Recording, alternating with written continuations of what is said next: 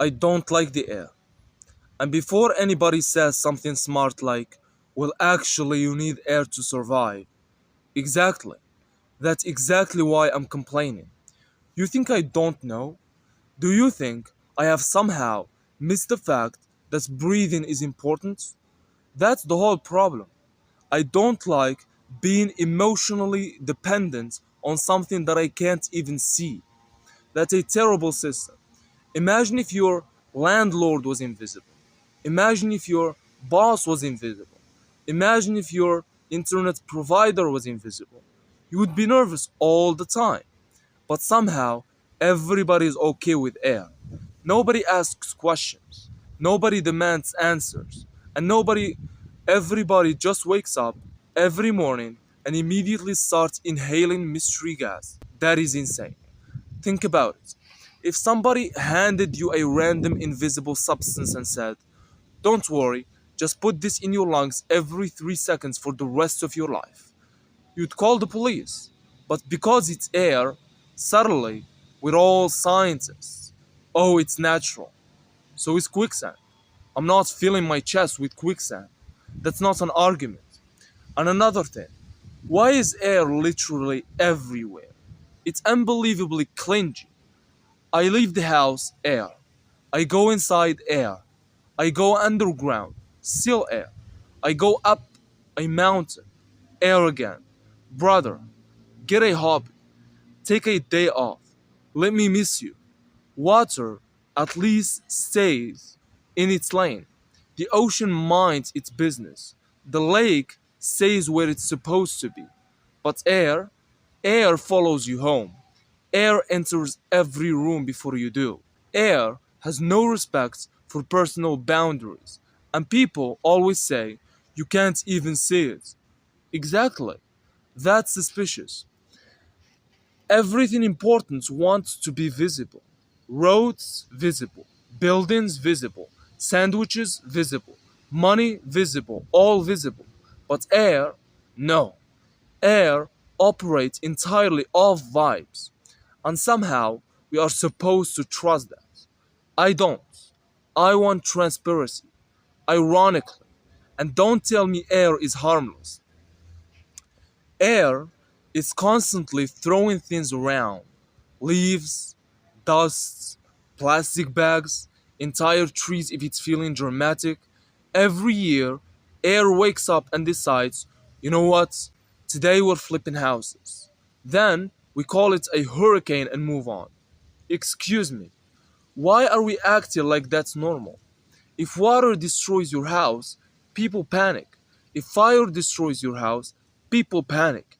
If air destroys your house, suddenly everybody starts discussing wind speed.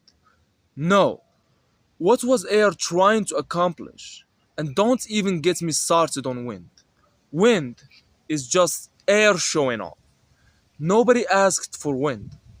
Air already had a job, and you had one responsibility: stay in the background, be breathable.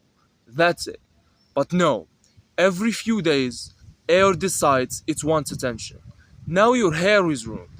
Now your door is slamming. Now your umbrella has become a fighter jet. And everybody just accepts it? Wow, it's windy today. No, air is having an attitude problem. Call it what it is. And why does air always wait until you are carrying something? You ever notice that? You could stand outside for 20 minutes. Nothing.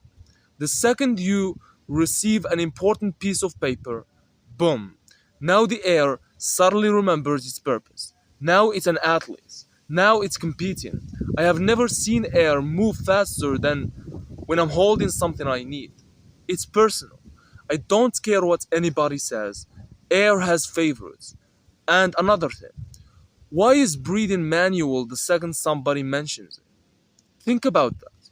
You spend your whole life breathing automatically. Then one idiot says, hey, you're breathing right now. Great. Now I'm involved. Now I have responsibilities. I didn't apply for this position. And air never lets you forget it exists. Too little air, problem. Too much hot air, problem. Too much cold air, problem. Too dry, too humid, too smoky, too dusty. Every day there is a new issue. Every season, air is experimenting. Summer air is trying to cook me, winter air is trying to stab me. Why does air contain bonus content? Why isn't just air? Why are there extra ingredients? Dusts, pollen, smoke, random floating nonsense. Who approved these updates? I ordered air, not the deluxe edition. And don't even get me started on allergies. That's one of the craziest concepts ever invented. Imagine being defeated by the atmosphere. Imagine your body looking at a flower and immediately sounding every alarm. Brother, it's a plant. Relax. The plant isn't even moving. And air is unbelievably sneaky. You never notice it until something goes wrong. That's how all villains operate. Everything's fine, everything's normal, nobody's paying attention, and suddenly, no air. Now everybody's concerned. Now everybody remembers how important it is. That's not a friendship, that's leverage. Air knows exactly what it's doing. And let's talk about oxygen for a second. People always say oxygen is amazing.